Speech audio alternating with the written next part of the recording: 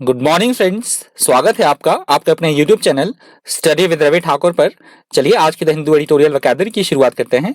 Vocabulary के PDF के लिए आप मुझसे टेलीग्राम ग्रुप पे जुड़ सकते हैं। मैं अपने टेलीग्राम ग्रुप का लिंक इसी वीडियो के डिस्क्रिप्शन बॉक्स में डाल दूंगा, तो आप इसी वीडियो के डिस्क्रिप्शन बॉक्स में जाकर मेरे टेलीग्राम ग्रुप के लिंक को एक्सेस कर सकते हैं। तो चलिए शुरुआत करते हैं आज की द हिंदू एडिटोरियल वोकैबुलरी की। आज की वोकैबुलरी का पहला वर्ड है असर्टेड। असर्टेड यहाँ पे वर्ब की तरह यूज हुआ है। इसका मतलब होता है स्पष्ट तरीके से एवं बलपूर्वक अपनी बात कहना, उसे बोला जाता है asserted. To say something clearly and firmly, that is called asserted. अगला शब्द है प्लेज। प्लेज यहाँ पे नाउन की तरह यूज हुआ है।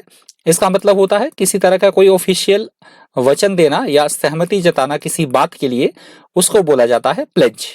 When someone makes a pledge, they make a serious promise that they will do something. That is called pledge. अगला शब्द है वेरासिटी। वेरासिटी यहाँ पे नाउन की तरह यूज हुआ है। इसका मतलब होता है सच, या हम यूं कह सकते हैं सही होने का गुण होना, किसी चीज में सच बोलने की आदत होना, हम बोल सकते हैं सत्यता होना, उसे बोला जाता है veracity. Veracity is a quality of being true और the habit of telling the truth, that is called veracity. अगला शब्द है एफोरेस्टेशन। एफोरेस्टेशन यहाँ पे नाउन की तरह यूज हुआ है। इसका मतलब होता है जंगल बनाने के लिए जमीन पर पेड़ लगाना, उसे बोला जाता है afforestation. Afforestation is the process of planting large number of trees on land that has few or no trees on it, that is called afforestation. अगला शब्द है कोहेसिव। कोहेसिव यहाँ पे एडजेक्टिव की तरह यूज हुआ है। इसका मतलब होता है चीजों को जोड़ने वाला, इकट्ठा रखने वाला, या किसी चीज को सुसंगठित रखना, उसे बोला जाता है cohesive. Something that is cohesive consists of parts that fit together well and form a united whole, that is called cohesive. अगला शब्द है डिस्क्वाइट। डिस्क्वाइट यहाँ पे नाउन की तरह यूज हुआ है। इसका मतलब होता है किसी तरह की परेशानी होना, चिंता होना, या हम बोल सकते हैं बेचैनी होना, उसे बोला जाता है इंग्लिश में disquiet. Disquiet is a feeling of worry और एंजाइटी। अगला शब्द है एलेक्रिटी। एलेक्रिटी यहाँ पे नाउन की तरह यूज हुआ है। इसका मतलब होता है किसी काम को करने में बहुत ज्यादा जोश, उत्साह या चौकसी, मुस्तैदी दिखाना, उसको बोला जाता है एलेक्रिटी। If you do something with alacrity, you do it quickly and eagerly. That is called alacrity.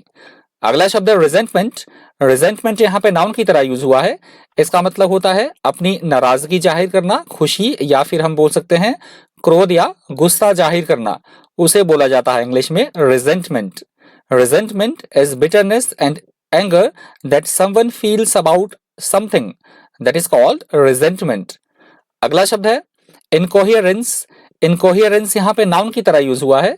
इसका मतलब होता है चीजें बेतरतीब, बेढंगी या असंगठित होना, अनऑर्गेनाइज्ड होना, उसको बोला जाता है इनकोहियरेंस। लैक ऑफ कोहेजन और क्लैरिटी और ऑर्गेनाइजेशन, दैट इज कॉल्ड इनकोहियरेंस। और आज की वोकैबुलरी का अंतिम शब्द है डिटेरियोरेशन। डिटेरियोरेशन यहाँ पे नाउन की तरह यूज हुआ है। इसका मतलब होता है चीज, किसी भी चीज में किसी तरह की कोई खराबी होना, विकृति होना, या हम बोल सकते हैं किसी तरह की कोई कमी होना, उसे बोला जाता है deterioration.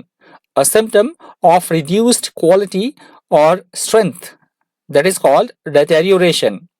तो ये आज की वोकैबुलरी का अंतिम शब्द था। यदि आपको वीडियो हेल्पफुल लगा हो, इन्फॉर्मेटिव लगा हो, आपने वीडियो से कुछ सीखा हो, तो प्लीज़ वीडियो को लाइक कर दीजिएगा, ज़्यादा से ज़्यादा वीडियो को शेयर कर दीजिएगा।